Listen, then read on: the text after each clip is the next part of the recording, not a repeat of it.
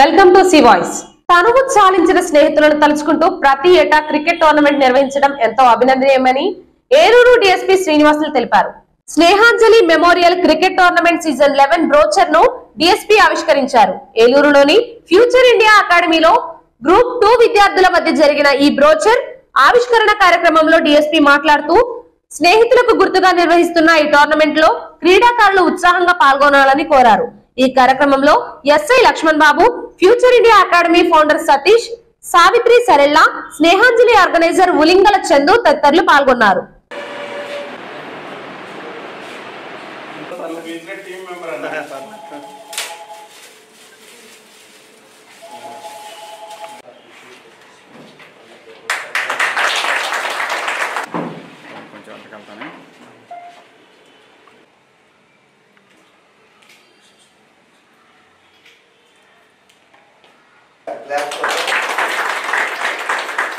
ముఖ్యంగా future India festival చాలా సేవా కార్యక్రమాలు ఏర్పాటు చేయడం, దానికి చదువు గురించి కావచ్చు, క్రీడల గురించి కావచ్చు, ఇతర సేవా కార్యక్రమాలు చాలా కార్యక్రమాలు చేపట్టడం జరిగింది. యాక్చువల్గా నేను ఇప్పుడు సతీష్ గారు కావచ్చు, లేకపోతే ఆయన మహమ్మద్ గారు, హుస్సేన్ గారు, ఆయన చెప్పాడు 1 month దుబాయ్లో పనిచేస్తారు.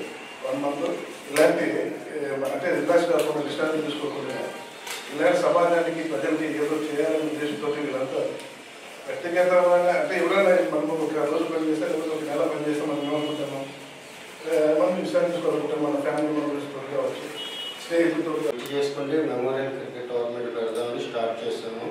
రెడ్డి మా స్నేహితుడు, నేను, తర్వాత మహేష్, అలా మా టీం ఉండే మేమందరం ఒక మాట అనుకొని కొంత మనీ వేసుకొని ఈ టోర్నమెంట్ స్టార్ట్ చేసాం.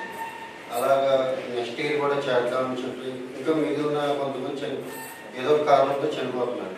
వాళ్ళు కూడా వాళ్ళ తల్లిదండ్రులు ఆ సంవత్సరం వరకు గుర్తు చేసుకుంటున్నారు, కానీ తర్వాత దానికి సంబంధించి ఎవరు గుర్తు చేసుకోవట్లేదు.